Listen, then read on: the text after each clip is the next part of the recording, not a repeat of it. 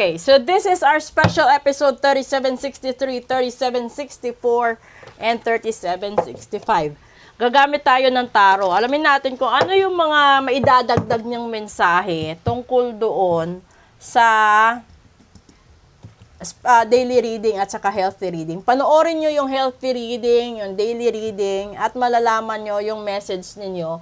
And this is a general reading. Sa gustong magpa-book ng full private reading, message lang po kayo sa magpa-ritual, message lang din po. Unang mensahe, Seven of Pentacles. Ay, Diyos ko. Pangalawa, Five of Swords. And pangatlo, the Star. Oh, ngayon, dito lalabas talaga, no? Yung mga tao, di ba kalimitan gusto naman talaga natin matanggap yung inaasahan natin pera, no? Kung meron man tayong nilalapitan na manghiram tayo para may panghanda tayo sa bagong taon, kung meron man tayong inaasahan na may magbibigay sa atin, tutulong sa atin para may panghanda tayo, hinihintay natin ito, di ba? Pero huwag niyong kakalimutan kasi lumabas yung Five of Swords. So, ibig sabihin, may mga tao ring nagdadasal na hindi nyo makuha ito. Lalong-lalo na yung mga pangarap ninyo sa buhay. This is the hope and dreams of your life. So, napapagitnaan sila. Kung napapanood nyo yung daily reading natin, ito yung tinutumbok na lalabas ang katotohanan. So, kung maaalala ninyo, yung 29 tayo ngayon. Yung first Friday is January 3. So, kung magbilang tayo, December 30, 31, 1, 2, and 3. So, ibig sabihin, 5 days. At, yung lumabas dito, Five of Swords. Ibig sabihin, yung iba, ngayon pa lang, pinapagawa na kayo para hindi nyo matanggap yung pera, hindi kayo matulungan, hindi rin matupad ang mga pangarap ninyo sa bagong taon at sa susunod na taon, which is the 2025. So, kung ramdam nyo ngayon pa lang na parang wala na kayong ihahanda or ramdam nyo na may pumipigil sa blessings ninyo, sa relasyon ninyo, sa pagbabalikan ninyo, ipagawa nyo ngayon din. Kasi tignan mo lumalabas.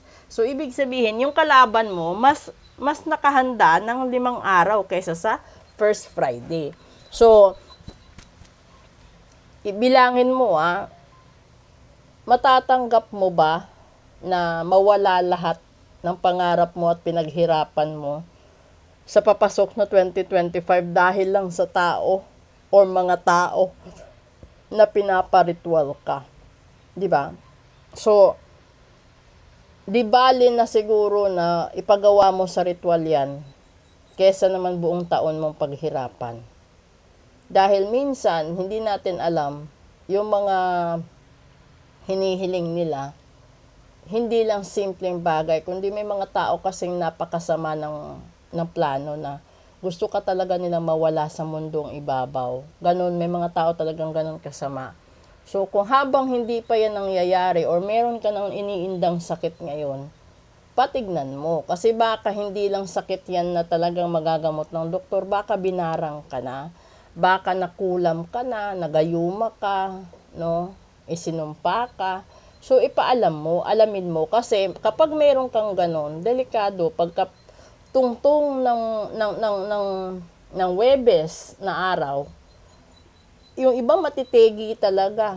Pagdating ng hating gabi, minsan hindi pa humahating gabi, tegi na eh. Hindi pa dumadating doon sa punto na first Friday ng taon, tegi na talaga. So, kasi may mga tao, diba? Ito sinasabi ko sa inyo. Ito yung mga experiences ng clients ko for the past 15 years. So, ngayon, may mga tao kasi na hindi na nila mabayaran yung utang nila doon sa tao. Kaya, imbes na magbayad sila ng utang, pinapabarang na lang nila para di na sila makapayad. Yung iba naman, pinapakulam nila para hindi na sila singilin. Yung iba naman, talagang dinadaan sa aksidente, sa sakit, para hindi na sila masingil. Ganon kasama yung budhi ng ibang tao. Tapos, kung hindi din nila kayang siraan, halimbawa yung nautangan, dahil may proteksyon, yung pamilya na naman tatamaan. Kung hindi yung asawa, yung anak, hindi yung anak, yung apo, ganun. Ganun sila kasama. So, kung meron man siguro kayong dapat gawin, alamin nyo na habang may panahon pa kung sino sa inyo ang matatamaan, may tama ng barang kulam sumpa at gayuma, kung meron bang tama ang negosyo nyo, kung meron bang mangyayari sa patapos na 2024. Kasi mas mainam na yung alam nyo kesa naman masurpresa ka, mabigla ka, masaktan ka, 'di ba? Hindi kakayanin. Sasabihin ko sa inyo, hindi kakayanin ng mga tao na mag-witness na mabigla. Ang daming nabigla since 27, 28 at ngayon 29, maraming nadidisgrasya. Maraming car crash, maraming crash ng eroplano, at may lulubog pang barko. So, yan, dapat nyong alamin. Kasi kung hindi kasi kayo magpapareading, hindi ko rin masasabi kung sino sa inyo yung madadamay, kung sino yung safe. Kailangan talaga kayo yung gumawa ng aksyon para mabigyan kayo ng hustisya kung ano yung dapat nyong gawin. So, bago kayo bumiyahe, bago kayo maglabas ng malaking pera, bago kayo tumulong sa tao, bago kayo makipagtagpo sa taong kaduda-duda, ipareading nyo para naman kasi safe ang buhay nyo, ang pamilya nyo, anak nyo, negosyo nyo, at lahat-lahat sa paligid. Kasi walang taong matutuwa kahit hindi mo kilala. Kapag nakita sa daan o nakita na lang na, yun na, nabangga na, nasagasaan na, di ba? Walang matutuwa. Lahat ng tao hindi matutuwa na nakikita may nadidisgrasya. So, literal yun. Siguro kung matutuwa man, yung taong nagpagawa ng aksidente. Hindi yung tao na wala namang gagawin, kundi siguro makisimpatya lang sa nangyayari. Pero wala eh. Ito yung tao, ito yung buhay nila. So, yung hinaabangan nila, 'di ba? Nagbukas na yung libingan ni Lucifer eh. Binuksan ng Vatican.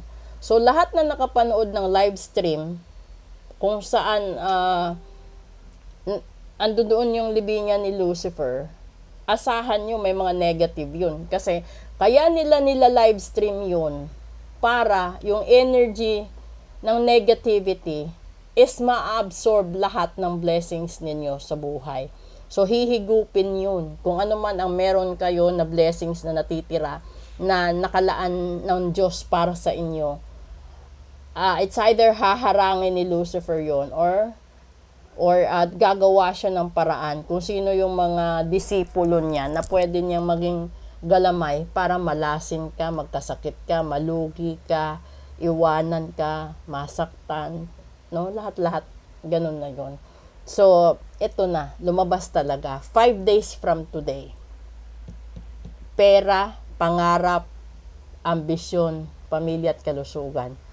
Ito yung magiging at stake 5 days from now. So, bilangin nyo, that is the first Friday of the year.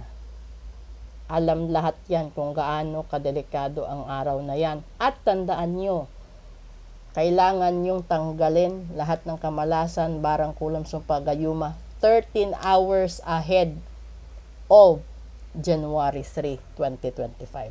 Maraming salamat po. Proceed tayo sa English episode. Thank you in advance. Happy New Year.